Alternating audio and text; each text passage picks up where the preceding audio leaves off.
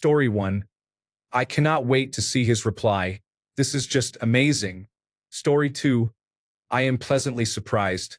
After the Colbert News, I was somewhat disappointed to hear that Matt Stone and Trey Parker had just reached a significant deal with Paramount for streaming, which felt like they sold out a bit.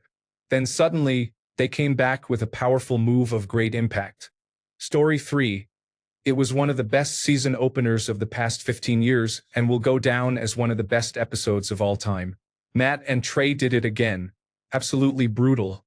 We have 49 more professional Trump advertisements coming. I am excited for next week. Story 4. They have always been a mix of anarchic, towing the line deftly, and somehow staying on the air. Trey and Matt can do whatever they want. Story 5.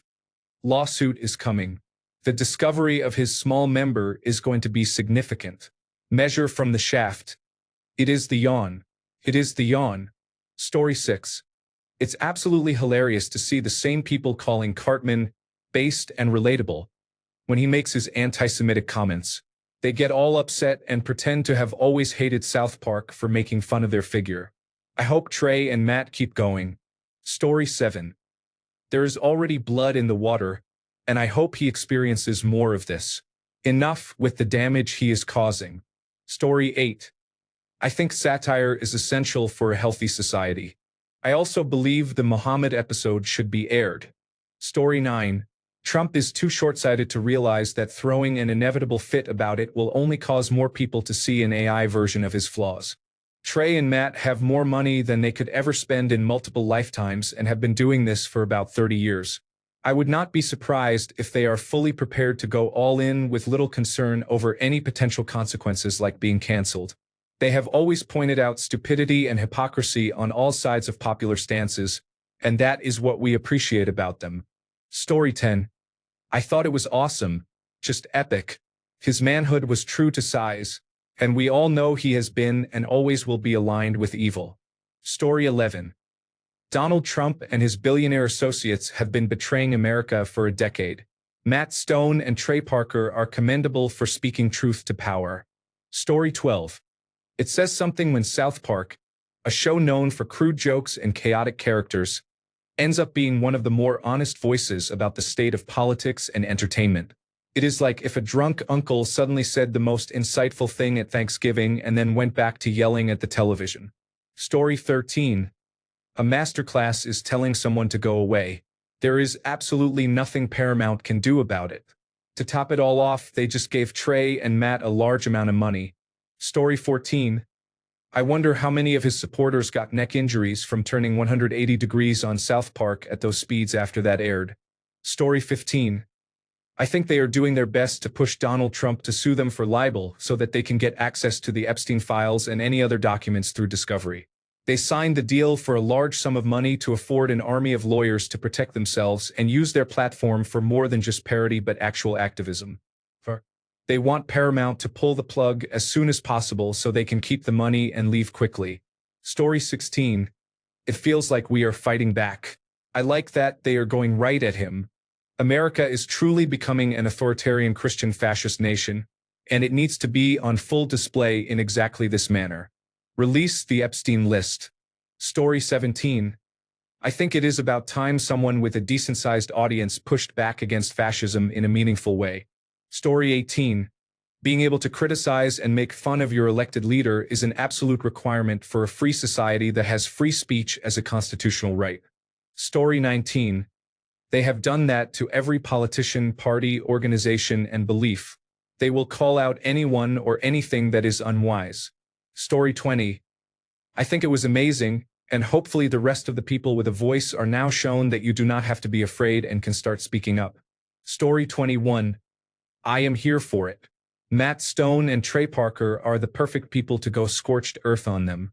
What is really fun is they will not back down to backlash with political pressure, and they will just keep ramping it up.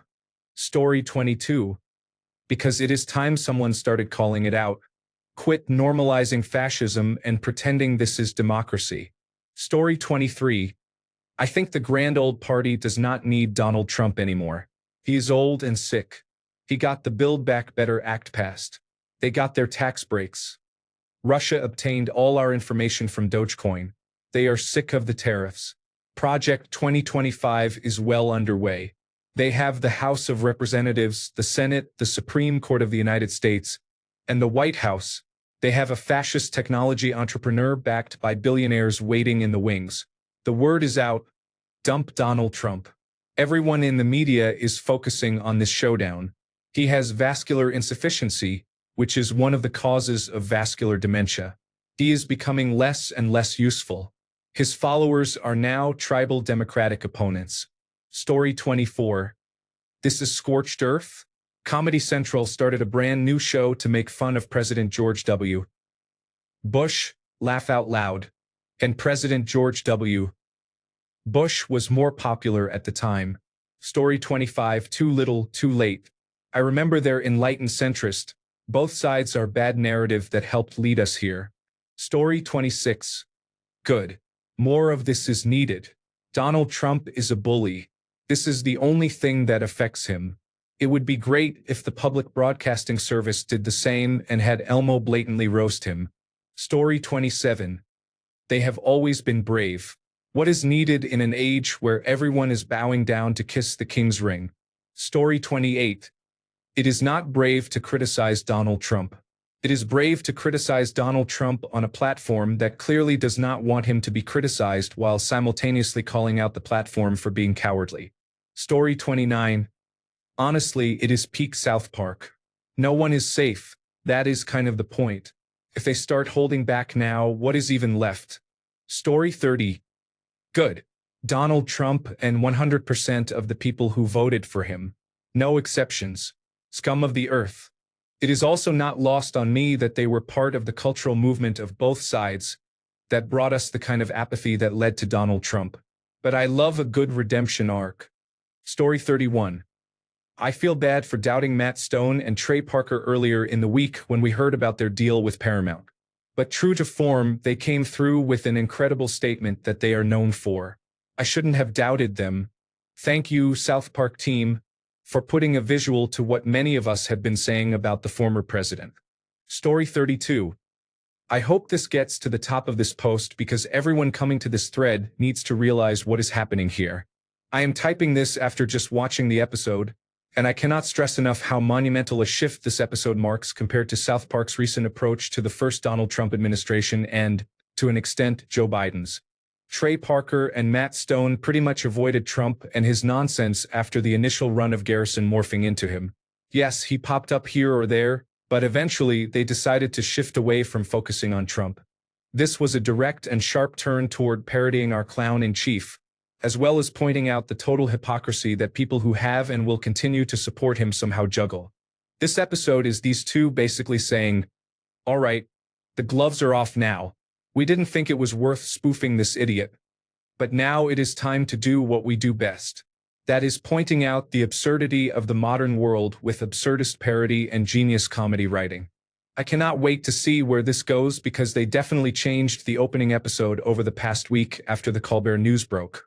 People, they haven't done this in maybe 10 years or more. That is a humongous change of pace for how Trey Parker and Matt Stone have produced the show. I am sure some elements of this upcoming season will remain intact, considering a lot of the stuff in the trailer is still somewhat relevant. But to basically say we have 49 more public service announcements centered around Donald Trump, that is quite the flag to plant into the ground. Buckle up, everyone. Story 33. Pretty standard South Park affair.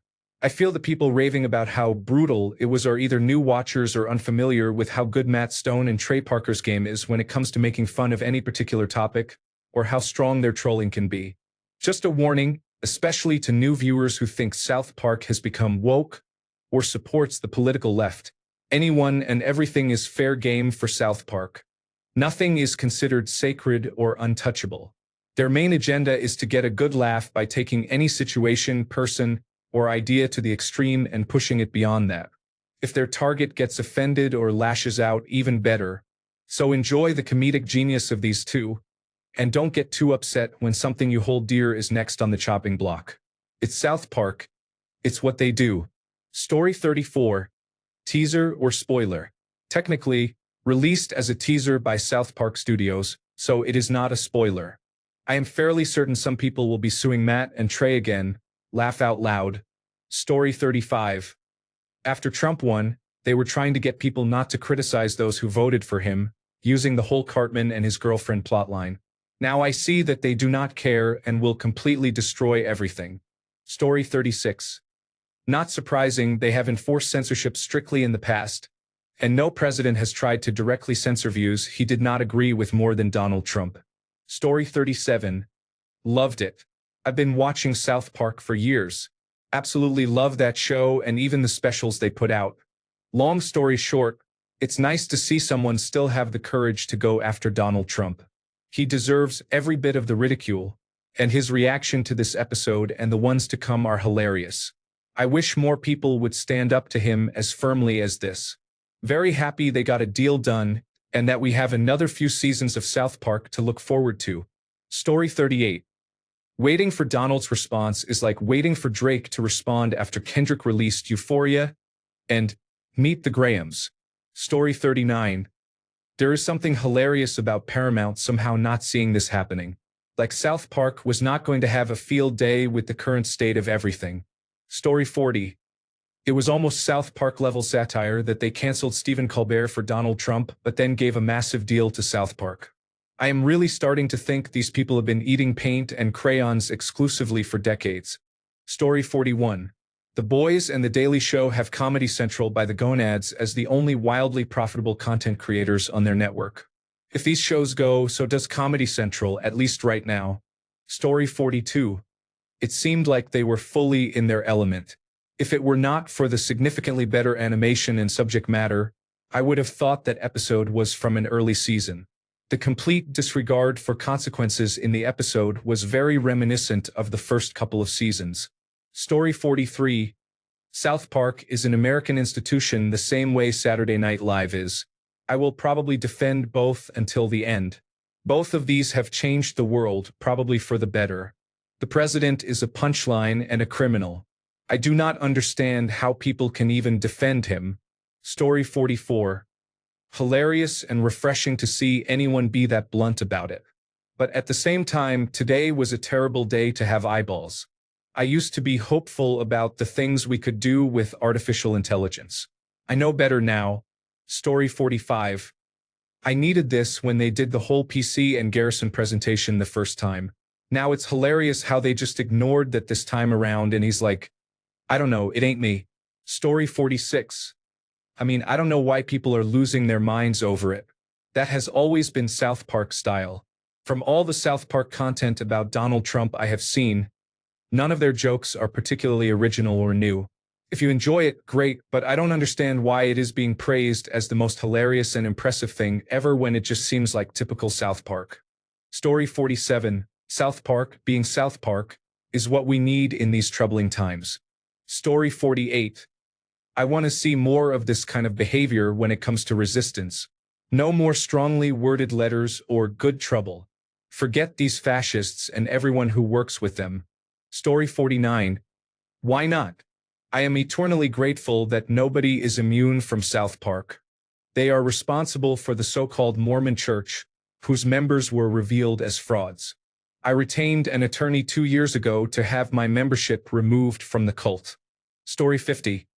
I feel about the same as every time Saturday Night Live made fun of the National Broadcasting Company or John Oliver made fun of Home Box Office or Family Guy made fun of Fox or The Simpsons made fun of Fox or South Park made fun of Comedy Central. If the network is airing it, they probably do not care and appreciate your views more than any damage to their reputation they think it might cause. If Paramount was worried, they would just remove the episode like Comedy Central did with the Muhammad episodes. Story 51. I would care a lot more about it if their whole apathetic both sides enlightened centrism for the decade and a half before Trump had not created the exact environment in which he thrived. Forget them and forget their giant douche versus turd sandwich detached Generation X nihilism. Story 52. I think they consulted their legal representation and scripted it carefully to bait the administration into an unwinnable court case. Story 53. I would expect nothing less from South Park. Honestly, if they did not do it, it would not be South Park. Story 54. Great time for a property like South Park to have a major insecure and reactive target they can criticize. Story 55. Trey and Matt have been in a position of defiance for a long time now. I guarantee there is something in their $1.5 billion contract with Paramount that if Skydance or Paramount interfere, they receive all their money and can move on to another project. Story 56. Glad to see Matt and Trey back in their element. The episode is so good that I wonder if more people might sign up for Paramount Plus, right when others are canceling because of what they did to Colbert. I wish they would just move away from Paramount altogether and start their own network if necessary. They probably could do it or get the financial backing to do so. Story 57. Glad they are back.